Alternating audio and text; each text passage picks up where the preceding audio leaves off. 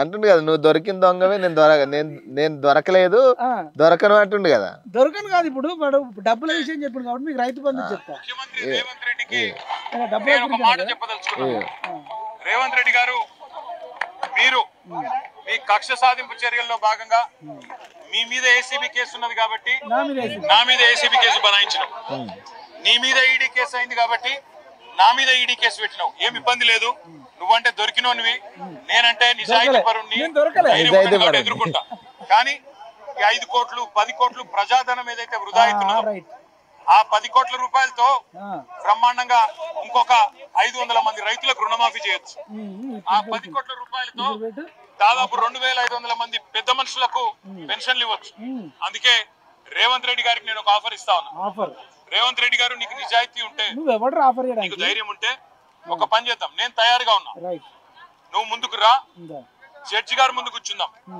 ACB judge అయినా, high court న్యాయమూర్తి గారైనా, లేదా మీకు ఇష్టమైన న్యాయమూర్తి ఎవరి ముందైనా కూర్చుందాం. ఏసీబీ కేసు ఉంది, నా మీద ఏసీబీ కేసు. ఇప్పుడు 2 విషయాలు మాట్లాడాలబ్బా. వీడు 5 కోట్లు 10 కోట్లు వేసి అవుతున్న విచారణ అన్నాడు.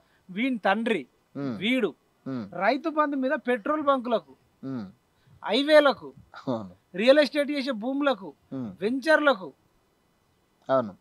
పొలాలు వండి దానికి, చేన్లు వండి దానికి, గుట్టలకు పుట్టలకు ఇస్తే టోటల్ ఎంత వృధా అయిందట తెలుసా? 25,000 కోట్లు. 25,000 కోట్లు. ఇప్పుడు 5 కోట్లకే 10 కోట్లకే ప్రభుత్వ ధనం వృధా అంటుండు కదా. 25,000 కోట్లు వాడికి డబ్బు లెక్క కాదు, కానీ 5 కోట్లు పెద్ద లెక్క. నువ్వు పెన్షన్ ఇవ్వచ్చు, 100 మందికి రైతు భరోసా ఇవ్వచ్చు, రైతు రుణమాఫీ ఇవ్వచ్చు అంటున్నావు కదా. వీడు 25,000 కోట్లు కనుక ఆ రోజు వృధా చేయకపోతే ఇప్పుడు రైతులందరికీ రుణమాఫీ అయిపోయేది. అవును, చిన్న సన్నకారు రైతులకు. అవును, అదేవిధంగా మల్లారెడ్డి లాంటి వాడికి 600 ఎకరాలు ఉన్నోడికి, ఎర్రపల్లి దయాకర్ రావుకు, ముత్తిరెడ్డికి, కేసీఆర్కి 300 ఎకరాలు ఉంది, హరీష్ రావుకు 100 ఎకరాలు, సంతోష్ రావుకు 100 ఎకరాలు, హిమాంశురావుకు 100 ఎకరాలు, కేటీ రావుకు 100 ఎకరాలు, కవితారావుకు 100 ఎకరాలు, కవితారావు భర్తకు 100 ఎకరాలు. ఈ అందరి డబ్బులు రైతు బంధు కింద వాళ్ళకి వేయకపోతే ఇలా ప్రతి నిరుద్యోగికి ఉపాధి కింద మంచిగా 5 లక్షలు వచ్చేది.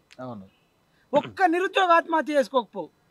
వీడు నీతులు చెప్పుడు ఏందండి, దయ్యాలు వేదాలు వల్లించినట్టు డబ్బులన్నీ వృధా చేసింది వీడు. అవును, తర్వాత ట్రాక్టర్లను ఇచ్చిండు అప్పట్లో భూస్వాములకే, డబ్బులున్నోడికే. ఎవడైతే బాగా బలిసిన్నాడో వానికి ట్రాక్టర్లు ఇచ్చిండు తప్ప రైతు నిజంగా 1 ఎకరం 2 ఎకరాలు ఉన్నోడికి, పేదోడికి, కౌలు రైతులకు, చిన్న సన్నకారు రైతుకు ఒక్కడికి ట్రాక్టర్ రాలే. వీడు దళిత బంధుని పెట్టిండు. ఈ దళిత బంధులో కూడా నిజంగా చాలా మంది పేద దళితులు ఉన్నారు, చాలా మందికి రాలే. వీడికి నచ్చినోడికి ఎమ్మెల్యే తమ్ముడు కొడుకుకు, లేదంటే సర్పంచ్కి, ఎంపీటీసీకి, రాజకీయంగా వాళ్ళ పార్టీలో తిరిగేటోడికి ఇచ్చిండు. చాలా మందికి అన్యాయం చేసిండు. అవి కావురా మరి రైతు అంటే ప్రజాధనం వృధా కాదు అది. ఒకటి కాళేశ్వరం అని 1,00,000 కోట్ల టెండర్ వేసిండే. వాడి ఇంట్లో మన్నువాడ పాపిస్టోడు మల్లన్న సాగర్ అని 5-10 ఊర్లు ఎగరగొట్టి ఊర్లను శ్మశానాలు చేసి మల్లన్న సాగర్ బాధితుల కన్నీళ్లతో నింపేసిండు. వీడిని ఎర్రవల్లి ఫామ్ హౌస్కు నీళ్లు తీసుకుపోవడానికి 10-15 మంది 10-15 గ్రామాలనే అంటే దాదాపు మొత్తం మాయం చేసి పడేసిండు. అంటే భూములండి అవి పంటలు పండే భూములు, 2 పంటలు పండే భూములు ఖతం చేసిండంటే అది ఎంత ప్రజాధనం దుర్వినియోగం. ఒకటి, ప్రపంచంలో ఎవడన్నా నీళ్లు పైనుంచి కిందికి వస్తే వాటిని ఆయకట్ట కట్టుకుంటారు, చెరువు చేసుకుంటారు, కుంట చేసుకుంటారు, బావులు తవ్వుకుంటారు, కట్టలు కట్టుకుంటారు, కాలువలు తోడుకుంటారు. ఇప్పుడు తూర్పుగోదావరి, పశ్చిమ గోదావరికి ఇప్పుడు మన ఎక్కడైతే మన ఆదిలాబాద్ నుంచి పైనుంచి వచ్చే నీళ్లు, అదైతే మహారాష్ట్రలో పుట్టిన గోదావరి నది ఇట్లా పోతూ తూర్పుగోదావరి పశ్చిమ గోదావరికి పోతే వాళ్ళు కాలువలు చేసుకొని 2-3 పంటలు పండించుకుంటారు, అద్భుతం. అవును, కానీ తూర్పుగోదావరి పశ్చిమ గోదావరి నీళ్ళని మహారాష్ట్రకి తీసుకురావాలంటే ఎట్లుంటుంది? మనిషి అన్నట్టు చేస్తాడా? నువ్వు ఇప్పుడు నడుచుకుంటూ పోయేటప్పుడు కాళ్ళతో నడతావా, తలకాయతో నడతావా? కాళ్ళతో. వీడి తండ్రి తలకాయ కిందికేసి కాళ్ళు పైకేసి నడువమని చెప్పిండు. ఏంది నదులకు నడక నేర్పిండట. దానివల్ల 1,00,000 కోట్లు తుక్కైపోయినాయి. నంబర్ 1. ఇవాళ రోగాలు రావడానికి పెద్ద కారణము వరి అన్నం తినడం, తెల్ల రైస్ తినడం వల్ల మొత్తం యువతకు గ్యాస్ ప్రాబ్లము, అల్సర్ ప్రాబ్లము, నెత్తి నొప్పి, మోకాళ్ళ నొప్పులు, నడుము నొప్పులు, ఒక్కొక్కటి పొట్టలు వస్తున్నాయి. ఆ తెల్లటన్నంతో బిర్యానీలు చేస్తున్నారు. తెల్లన్నం వల్ల ఇన్ని నష్టాలుంటే వీడు అది కాళేశ్వరం పెట్టి అవును ఎక్కడికక్కడ రైతులు ఎక్కడ మళ్ళీ వేరే పంటలు పండిస్తే ఆరోగ్యవంతులు అవుతారు. మిల్లెట్స్ గిట్లా పండించో, లేకపోతే ఇంకేదన్నా మంచి పంటలు పండించో, ఫ్రూట్స్ పండించో, దానిమ్మ పండ్లు పండించో, బత్తాయి పండించో, సంత్రం పండించా, లేదంటే ఏదైనా ఎర్రచందనం వేసుకొని, శ్రీగంధం చెట్లు వేసుకొని, టేక్ చెట్లు వేసుకొని బతుకుతారని చెప్పి వీడు ఎవడు బతకద్దు రైతులు అని చెప్పేసి ఆ కొన్ని ఎకరాల చుట్టూ వరి మాత్రమే పండియాలి. వీళ్ళు జీవితాంతం అందులోనే ఉండాలి. రైతులు బాగుపడద్దు, ఆ రైతులు పండించిన బియ్యం తిన్నోడు బాగుపడద్దు. ఇటు వినియోగదారులు చచ్చిపోవాలి, ఇటు రైతులు చచ్చిపోవాలని ఆడు పెద్ద కుట్ర చేసి 1,00,000 కోట్లు నాశనం చేసిండయ్యా. ప్రపంచ దేశాలలో ఆల్రెడీ కట్టిన ప్రాజెక్టులనే డిమాలిష్ చేసి పడేస్తున్నారు. అవును. ఎందుకంటే నిల్వ ఉన్న నీళ్ళతోని పంటలు పండిస్తే ఆ పండిన పంటలతో మనకు రోగాలు వస్తున్నాయని చెప్పేసి ఇప్పుడు హుస్సేన్ సాగర్ ఉంది. హుస్సేన్ సాగర్ కింద నువ్వు టమాటా వేసినావు అనుకో ఎట్లుంటుంది? లేదంటే హుస్సేన్ సాగర్ నీళ్ళతోని నువ్వు బియ్యం పండించినావు, ఆ బియ్యం తింటే ఎట్లుంటుంది? లేదంటే హుస్సేన్ సాగర్ నీళ్ళతోని చేపల పెంపకం చేసి తింటే ఎట్లుంటుంది? ఇప్పుడు ప్రాజెక్టులు అన్ని దేశాలలో కూల్చేస్తున్నారు. ఇది ప్రకృతికి వినాశనానికి దారితీస్తుంది, ప్రకృతికి విరుద్ధంగా ఉంది. అది ప్రకృతి ఎట్లా ఉండాలో అట్లా ఉండాలి. అవసరం అనుకుంటే ఎక్కడన్నా ఇంకుడు గుంతలు తవ్వాలి, చెక్ డ్యాములు చేసుకోవాలి తప్ప భారీ ప్రాజెక్టులు కట్టొద్దు, దాంట్లో నీళ్లు నిల్వ ఉంచొద్దు ఎక్కువ రోజులు అని చెప్తే వీని 80,000 పుస్తకాలు మనవాడ వీని తెలివేందో, వీడేందో, వీని భజన ఏందో, ఆ టీ న్యూస్ ఏందో, ఆ TV9 ఏందో, NTV ఏందో, సాక్షి ఏందో, ఈనాడేందో, వానికి వాడే హీరుడు, వాడికి వాడే చంద్రుడు, వాడి హీరో అని చెప్పడానికి కొన్ని పత్రికలు, కొన్ని టీవీ ఛానళ్ళు, కొందరు గాయకులు, కొందరు గాయనీలు. వీరాది వీరుడు అతడే. వాడి వీరుల్లా మనవాడ. వాడు వీరుడైతే ఈ ఉల్టా 80,000 పుస్తకం చదివి ఒక్కొక్కడు వచ్చి బయటకు చెప్తాడు. గోరెట్టి వెంకన్నలో ఉన్నటోడు ఈయన ఇంకా ప్రజాగాయకుడు. ప్రజాగాయకుడు కాదైనా కేసీఆర్ గాయకుడు అని చెప్పండి. ఈయనకి సిగ్గు లేదు ఇప్పుడున్న ముఖ్యమంత్రికి. కేసీఆర్ గాయకుడికి ₹1,00,00,000 ఇచ్చి వాడిని ప్రజాగాయకుడు అని మళ్ళీ 300 గజాలు మహేశ్వరంలో భూమి ఇచ్చినామంటే రేవంత్ రెడ్డి మెదడులో ఏముందండి? మెదడు ఉందా? పెండు ఉందా? మెదడున్నోడు కేసీఆర్ గాయకుడికి ఇక్కడ పేగులు తెగిపోయేదాకా కొట్లాడినాం నిరుద్యోగుల నాయకుడుగా. మాకు ఇయ్యకున్నా సరే ఎవడైతే ఈ రాష్ట్రాన్ని ధ్వంసం చేసిండో, విధ్వంసం చేసిండో, నిరుద్యోగుల ఇండ్లు పుచ్చుకున్నాడో వానికి తీసుకపోయి నువ్వు వానికి పాట వాడినోడికి నువ్వు ₹1,00,00,000 ఇచ్చి 300 గజాలు ఇచ్చి ప్రజాగాయకుడు నువ్వు ఎట్లా అంటావు? ఎక్కడ ఏ ప్రజల కోసం పాడిండి 11 ఏళ్ళ? వీరాది వీరుడు, సూరాది సూర్యుడు,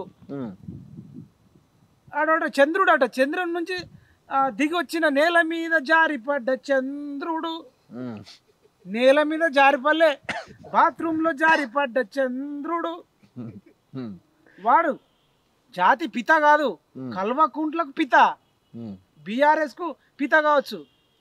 పాపిస్టోడు 58 ఏళ్ళున్న ప్రభుత్వ ఉద్యోగుల రిటైర్మెంట్ను 61కి పెంచి సునీల్ నాయక్ లాంటోడు సూసైడ్ చేసుకునేటప్పుడు చెప్పి నేను చెప్పలే. వాడు ఏజ్ పెంచడం వల్ల నిరుద్యోగుల వయసు అయిపోతుంది అని చచ్చిపోతే వానికి పాట రాసినోడికి నువ్వు 300 గజాలు ఇస్తా, ప్రజాకవని గుర్తిస్తా అంటున్నావంటే నీ రేవంత్ రెడ్డికి ఏం మెదడు ఉంది? కేసీఆర్ లాంటోడికి పాట పాడినోడికి ఆయనకేం మెదడు ఉంది? మరి ఈయన ఎంత కాన్ఫిడెంట్ గా చెప్తుండే కదా ఇవన్నీ. మేము చాలా నీతిమంతులు అని చెప్తా. నీతిమంతుడు అయితే నిరుద్యోగులకు ప్రతిరోజు అండి పేపర్ చదివితే చాలు, త్వరలో మెగా డిఎస్సి, శుక్రవారం వచ్చే వారం రోజులలో డిఎస్సి, నమస్తే తెలంగాణలో అట్లా 10 ఏళ్ళు వచ్చింది అంటున్నా నేను. అడుగు కావాలంటే నిరుద్యోగులను.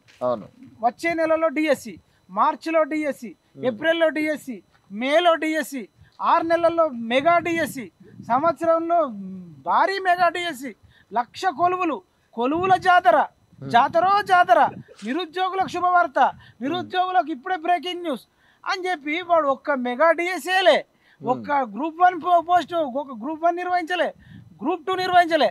ఆ గ్రూప్ 1 కూడా 2 సార్లు ఆడు మా జనార్దన్ రెడ్డి అమ్ముకుంటే వాణ్ణి ఏమనలే. ఆ రేణుక ప్రవీణ్ అనేటోడు సింపుల్గా ఆర్ట్స్ కాలేజ్ ముందు పల్లి పటాన్లు అమ్మినట్టు గ్రూప్ 1 పేపర్లు అమ్ముకొని కెనడా వాడికి ₹1 2 కోట్లకు గ్రూప్ 1 జాబ్ అమ్ముకున్నారు.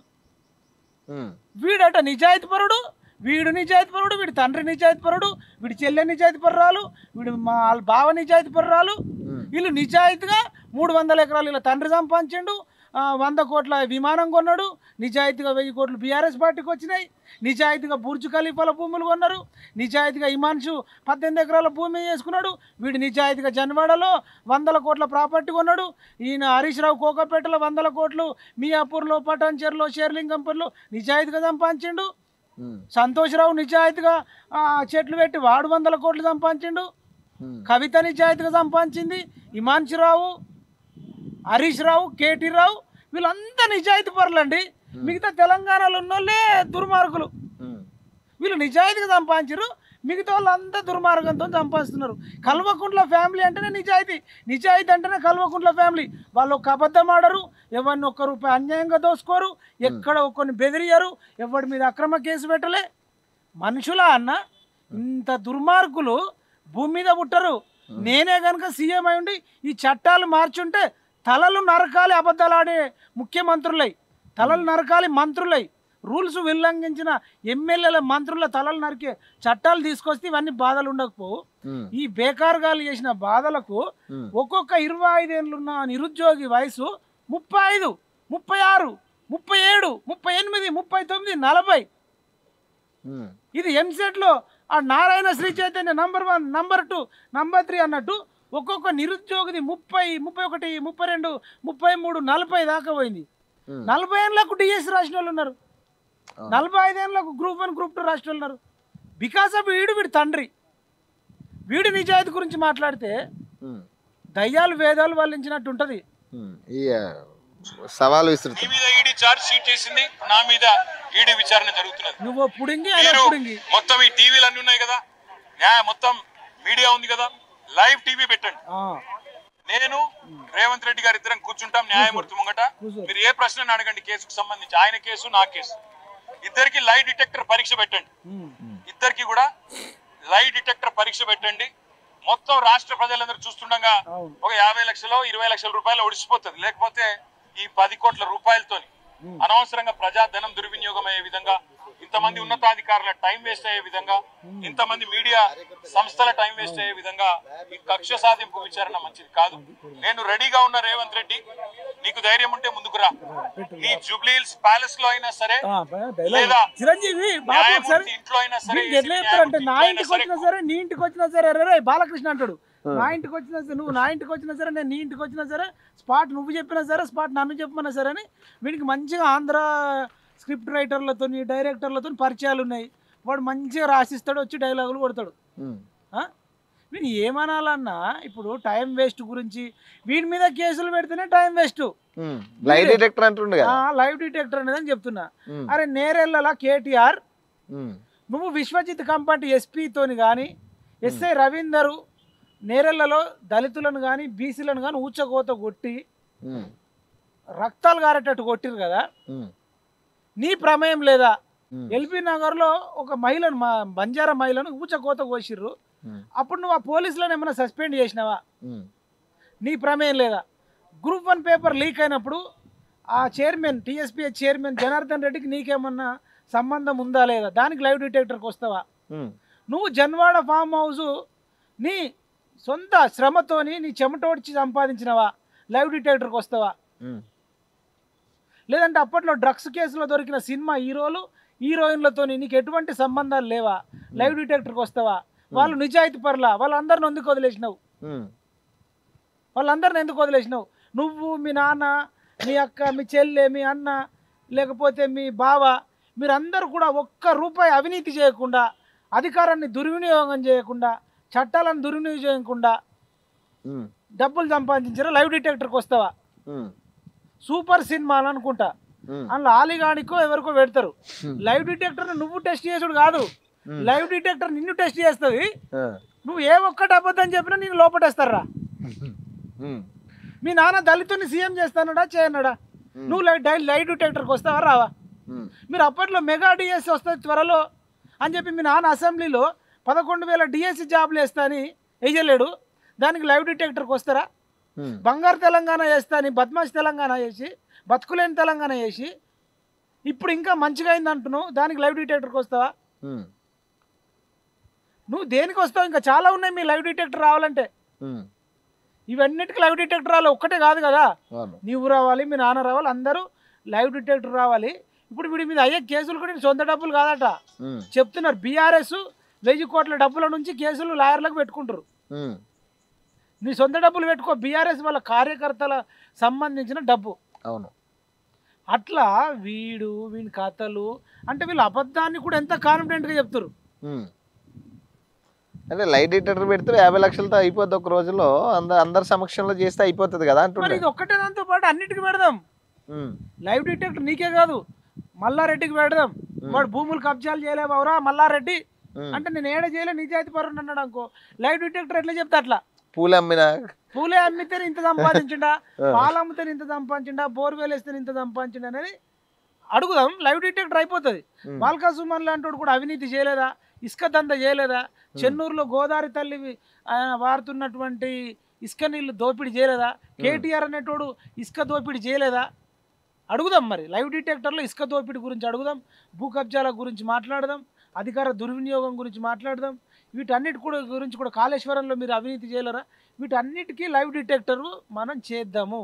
ఫోన్ ట్యాపింగ్ మీరు చేపియలేదా, వీటన్నిటి మీద లైవ్ డిటెక్టర్ ఉండాలి.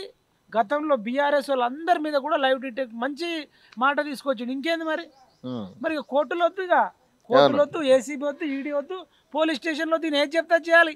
మరి నువ్వు 10 ఏళ్ళల్లో నువ్వెందుకు ఒక్కడికైనా లైవ్ డిటెక్టర్ పెట్టలేవు? ఇదే రేవంత్ రెడ్డి కూడా నువ్వు లైవ్ డిటెక్టర్ పెట్టాల్సింది, మిగతా అందరికి కూడా లైవ్ డిటెక్టర్ పెట్టాల్సింది. మాలాంటి అరెస్ట్ చేయించి కొట్టిపించినావు కదరా, లైవ్ డిటెక్టర్ పెడదామా దాని మీద? వీడంటే లైవ్ డిటెక్టర్ అంటే లైవ్ డిటెక్టర్ సిగ్గుపడుతుంది. దువ్వో గీడు అబద్ధాలకే పుట్టినిల్లు. నేను మిషన్ కానీ వాడు లైవ్ అంటే అబద్ధాలు లైవ్ని కనిపెట్టింది వీళ్ళ నాన్న, వీళ్ళ కొడుకు అని చెప్పి లైవ్ డిటెక్టర్ ఏడుస్తుంది తెలుసా? లేదా ఈడీ ఆఫీస్ లో అయినా సరే ఎక్కడైనా నేను లైవ్ డిటెక్టర్ పరీక్షకు సిద్ధం, నువ్వు కూడా రా, ఇద్దరం కూర్చుందాం. అంత అహంకారం ఎవరి నిజాయితీ ఏందో రాష్ట్రం మొత్తం చూస్తుంది. ఎవరి నిజాయితీ ఏందో రాష్ట్రం మొత్తం తెలుస్తుంది. వెంటనే నిర్ణయం తీసుకో. డేట్ నువ్వే చెప్పు, సినిమా డైలాగ్ సినిమాలతో తిరిగి చేయిస్తా. నువ్వు లైవ్ డిటెక్టర్ పరీక్ష పెట్టి నువ్వు కూడా పెట్టుకొని కూర్చో. ఎవరు ఏందో రాష్ట్ర ప్రజలకు తెలుస్తుంది. సరే, ఈ కేసు విషయానికి వస్తే విచారణ జరుగుతూ ఉంది. ఇప్పుడే నేను చెప్పాను, విచారణకు ఇంకా ఎన్నిసార్లు రమ్మన్నా వస్తా, ఎన్ని ప్రశ్నలు అడిగినా సమాధానం చెప్తా, ఎన్ని రకాల పరీక్షలు పెట్టినా భరిస్తా. ఎందుకంటే నిజం బేటీ బచావో దానికి రకుల్ ప్రీత్ సింగ్ ఎందుకు పెట్టినావు? లైవ్ డిటెక్టర్ పెట్టాలి. నీకు రకుల్ ప్రీత్ సింగే దొరికిందా బేటీ బచావో ప్రోగ్రామ్కు అంబాసిడర్గా? ఇంకా తెలంగాణలో ఆడోళ్ళే లేరా? ఏ రాష్ట్రం అనేది? సినిమాలలో యాక్టింగ్ చేసి ఆమెను ఉంది. నిజంగా మన తెలంగాణలో కళాకారులు లేరు, తెలంగాణలో మహిళా రైతులు లేరు, మహిళా యాక్టర్లు లేరు. నువ్వు అసలు రకుల్ ప్రీత్ సింగ్ను బేటీ బచావో ప్రోగ్రామ్కి బ్రాండ్ అంబాసిడర్గా పెట్టడానికి రీజన్ ఏంది? చేనేతకు బ్రాండ్ అంబాసిడర్గా సమంతను పెట్టడానికి ఏంది? వాళ్ళిద్దరిది తెలంగాణ కాకపోవడమే క్రైటీరియానా? ఇంకా వీడు జై తెలంగాణ అంటాడు. రకుల్ ప్రీత్ తెలంగాణనా, సమంత తెలంగాణనా? వీడు సోమేష్ కుమార్ని సిఎస్ పెట్టిండు, తెలంగాణలో లేకుండానా? వాడు బీహారు.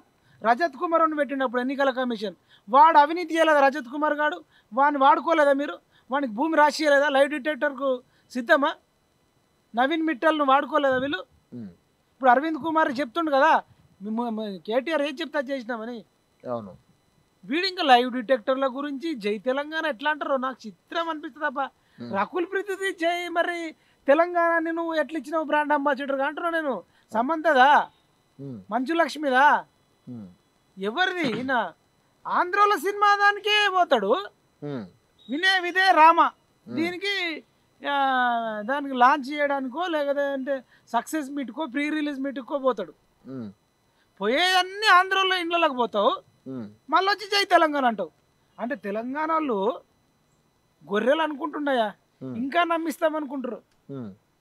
ఇంకా నమ్మరిగా తెలంగాణ వాళ్ళు రేయ్ ఫ్లూటు జింక ముందు దిగా, తెలంగాణ యువత ముందు కాదు, తెలంగాణ నిరుద్యోగుల ముందు కాదు. అయిపోయింది నీ పని, బఫూన్ గాడు అయిపోయినావు. ఆ కౌశిక్ రెడ్డి గారిని ఊర పందిని పెంచినట్టు పెంచి వాడిని